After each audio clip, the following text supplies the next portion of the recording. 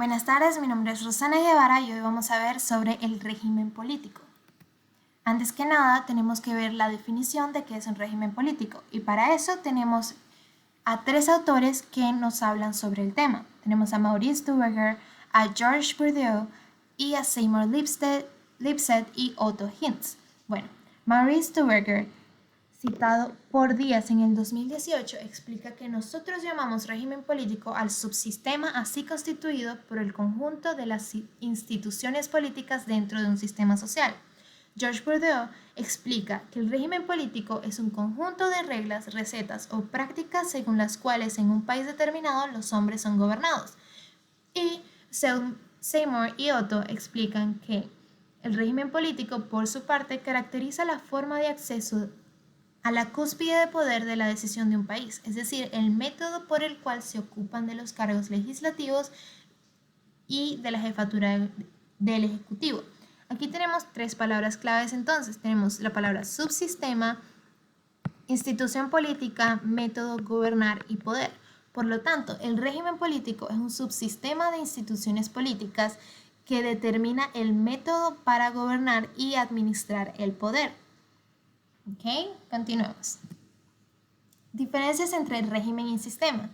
Díaz en el 2018 explica que el sistema político es el resultado de las opciones políticas, económicas y sociales, mientras que el régimen político es la materialización de las relaciones de poder, tanto políticas como económicas, de esas sociedades. En otras palabras, el sistema político es un concepto más amplio del régimen político, ¿verdad? Estudia el sistema social en general con un enfoque a lo político y se encarga de ver varios aspectos como las relaciones entre las instituciones políticas con el sistema social, su coordinación y su regulación en conjunto. Por ejemplo, de eso sería la democracia, anarquía y monarquía. Mientras que el régimen político es un subsistema de instituciones políticas que se refieren al poder que manejan el Estado, sería el gobierno de ese Estado, ¿verdad? Entonces, establece una modalidad del ejercicio de poder, dictando la autoridad de los gobernantes, la obediencia del pueblo y además delimita la elección, la estructura y la limitación de los gobernantes y del poder que ellos manejan. Un ejemplo de esto sería el régimen democrático, autoritario, el centralista y por supuesto el totalitarista. Entonces, vamos a dividir los tipos de regímenes políticos en tres. Está el criterio de legitimación, la división del poder y la división del poder del territorio, ¿verdad? Entonces, tenemos el régimen democrático que prima el consenso como sustento de dominación, porque existe, como dice Duverger, las elecciones libres, aquí tienen regímenes pluralistas, tienden a restringir los derechos de los gobernantes y a desarrollar las libertades de los ciudadanos, ¿verdad? Entonces tenemos ahora aquí como ejemplo Noruega y Suecia. En el régimen autoritario prima la coerción como sustento de la dominación. Quiere decir que el gobierno, usando su autoridad y usando su poder, hace que el pueblo se doblegue a sus órdenes y sus mandatos. Entonces, según Duverger, los regímenes autoritarios son autocráticos. Quiere decir que una persona tiene el poder máximo. En cuanto a la elección de gobernantes, unitarios en cuanto a la estructura gubernamental y poco favorables en las libertades de los ciudadanos. Quiere decir que a diferencia del régimen democrático, el régimen autoritario le da más poder a los gobernantes o al gobernante supremo, que sería el ejecutivo, y menos libertades a los ciudadanos. Los restringe, puede ser por los medios de comunicación o por otras maneras. En este ejemplo tenemos a China y a Cuba. Entonces, la perspectiva por la distribución funcional del poder. Tenemos el régimen presidencialista y el régimen parlamentario. En el régimen presidencialista tenemos el sustento de la división tripartita, que sería el poder ejecutivo, el poder legislativo y el poder judicial. En el régimen presidencialista se manejan ellos tres y ellos tres administran el Estado. El presidente es elegido por el constituyente primario y es responsable del pueblo. También ese presidente efectúa trabaja en el Estado, que significa la unidad nacional o que representa esa unidad nacional, y también es el jefe de gobierno, que es que desarrolla políticas para el país. Ni el presidente ni el Congreso pueden recortar sus mandatos y no hay voto de censura sobre el presidente ni sus ministros. Entonces, este presidente puede nombrar a su equipo ministerial, pero no es responsable ante el Congreso. Un ejemplo de esto sería los Estados Unidos de América y el país de Venezuela. La mayoría de los países latinoamericanos tienen este régimen presidencialista. Y bueno, el régimen parlamentario, que es que el poder ejecutivo o el ejecutivo viene directamente del Parlamento y el Parlamento puede revocar al ejecutivo por medio de ese derecho de censura que el régimen presidencialista no tiene. Y el ejecutivo también podría disolver en el Parlamento dadas las circunstancias. La toma de decisiones se reparte entre un gobierno controlado por el Parlamento, que además se encarga de legislar el país, ¿verdad? Tenemos también partidos políticos estables, disciplinados y organizados que modifican esos regímenes parlamentarios, conforman en parlamento y dependiendo de la mayoría, ese parlamento va a estar inclinado a cierta ideología o cierto sistema de gobierno. Entonces, en la jefatura de gobierno tenemos al primer ministro y en la jefatura de Estado radica el presidente o el monarca. Aquí tenemos países tales como India o como Alemania, incluso como España e Inglaterra, que tienen también la influencia de la corona en el Estado. Okay. Según su distribución territorial del poder, tenemos aquí el régimen centralista y el régimen federalista.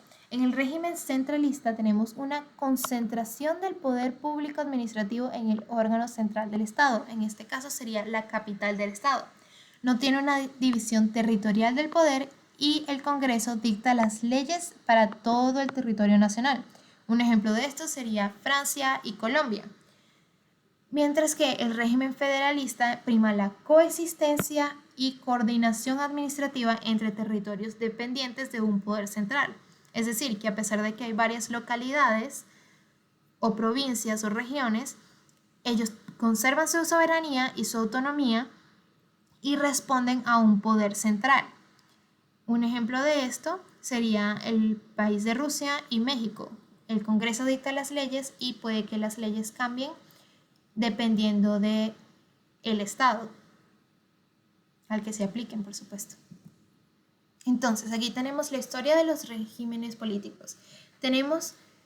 Aquí nos muestran 5 tipos de regímenes. Tenemos la colonia, la autocracia, tenemos la anocracia cerrada, anocracia abierta y la democracia.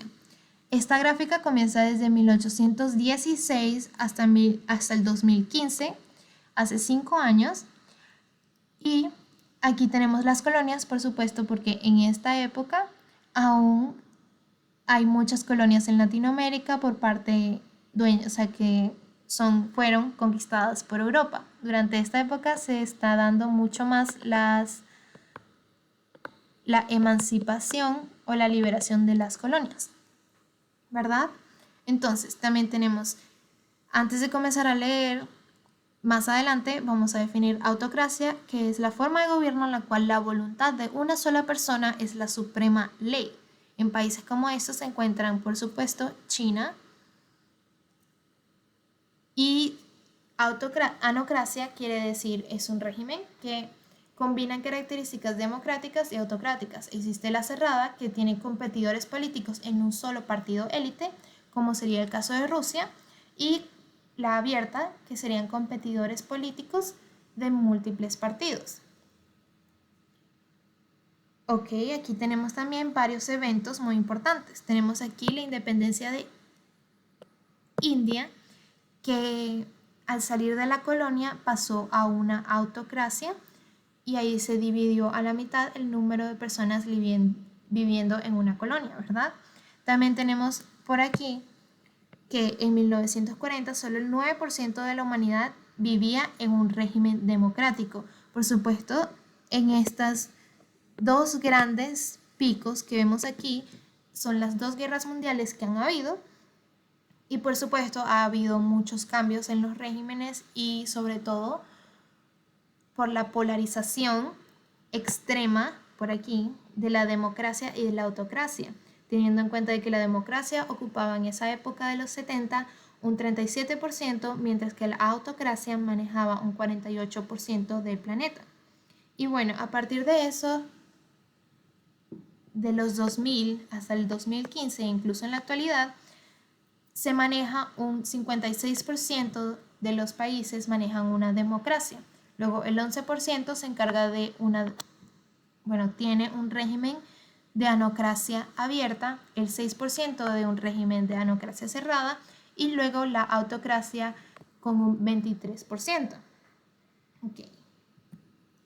Aquí también tenemos un índice de democracia sacado en el 2010 que muestra democracias plenas, democracias defectuosas, regímenes híbridos, que quiere decir anocracias o anocracias, y regímenes autoritarios, que ahí sería la autocracia.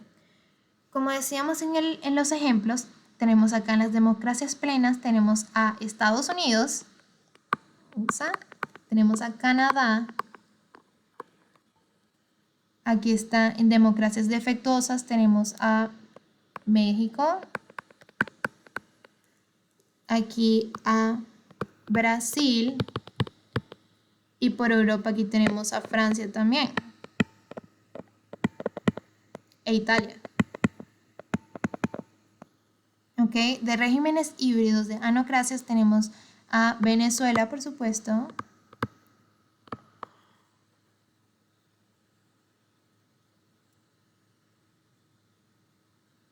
y otros países de América Central, como están aquí.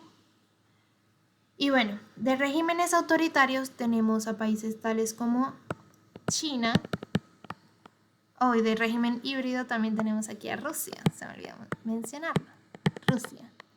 Y de régimen autoritario tenemos por supuesto a China, a Cuba, y aquí está Egipto.